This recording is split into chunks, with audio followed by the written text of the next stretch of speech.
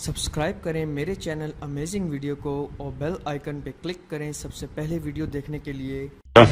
Do you believe that your military and intelligence leadership is doing everything it can to root out every terrorist who resides in the nation of Pakistan? Well, put it this way, more Pakistani soldiers have died than NATO soldiers put together in Iraq and Afghanistan. The Pakistan GHQ has been attacked by terrorists. Generals have died. The ISI, the security agency has been attacked. The commando center has been attacked.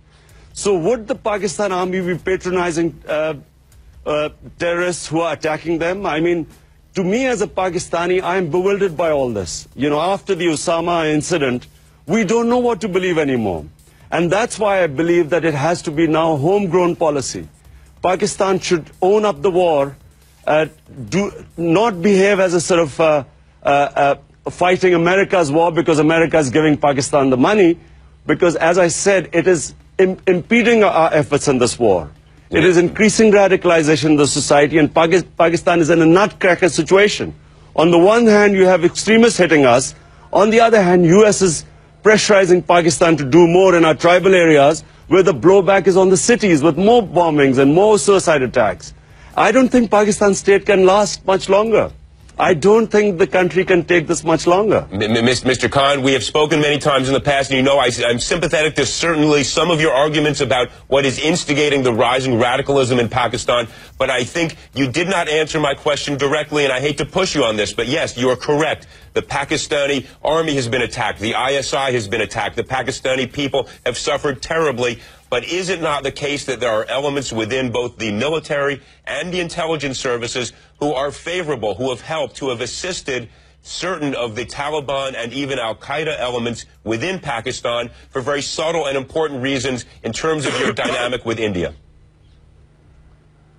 Well, let me just say one thing. I mean, I'm speculating here because I'm an outsider. I'm not in the government. But don't forget that not very long ago, the same Mujahideen, same Osama bin Laden, Al-Qaeda were closely affiliated to the ISI and in fact CIA when they were fighting the Soviets. And so when Pakistan changed after 9/11, remember Pakistan recognized the Taliban government. So suddenly after 9/11, Pakistan reversed this policy. It's possible that there are members of the security forces who would have still kept connections with them. You know, just because the government changed its policy, it's possible that within the security forces, there would be elements that would not have changed or might have kept the contact. But the fact of the matter is the country is going down. I mean, we cannot sustain this much longer. Mr. Khan, And so therefore, a change of policy. Yeah? Mr. Khan, I am sympathetic to your argument that something must change. It is not working now. But what you just said is critically important. There may, in fact, be, I think we believe it is almost a certainty, there are elements of the ISI and the military that have been helping and assisting al-Qaeda, the Taliban. In that context, was it not reasonable for President Obama to act as he did to get rid of Osama bin Laden, to get rid of a terrorist who we now know was continuing to plot attacks against the United States? But look at it from the Pakistani point of view. Surely here's a country which has sacrificed far more than the Americans. Remember, 34,000 dead here. Now, should this, after all these sacrifices, should not Pakistan have taken him out? Now, if the ally for which Pakistan is fighting this war, if it does not trust Pakistan, where does that leave us?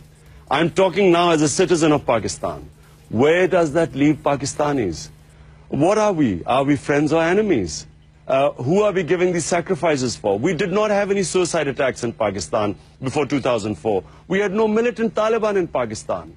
And here is a country which had 500 bomb blasts last year. So where do we go from here? I, as a citizen of the country, am asking myself the question, can the country take this much longer? Your point is that you think that Pakistan is not a trustworthy ally. I'm saying that it's about time Pakistan had a government which made its war, told the Americans, we don't want any aid. We'll deal with it ourselves. We will ensure there's no terrorism from Pakistani soil.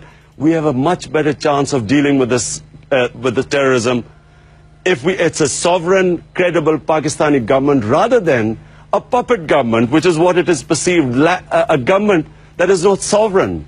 It's not, doesn't have any credibility, either with the US or with the militants. It doesn't have any chance of engaging with certain elements amongst the terrorists who it can talk and disassociate from the real terrorist, Al-Qaeda.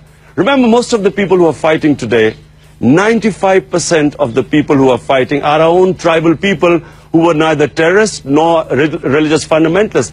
They are fighting as a result of Pakistani military operations in the tribal area. So a credible government should have peace talks with them and then isolate the Al-Qaeda, which is worry to the West. Look, Mr.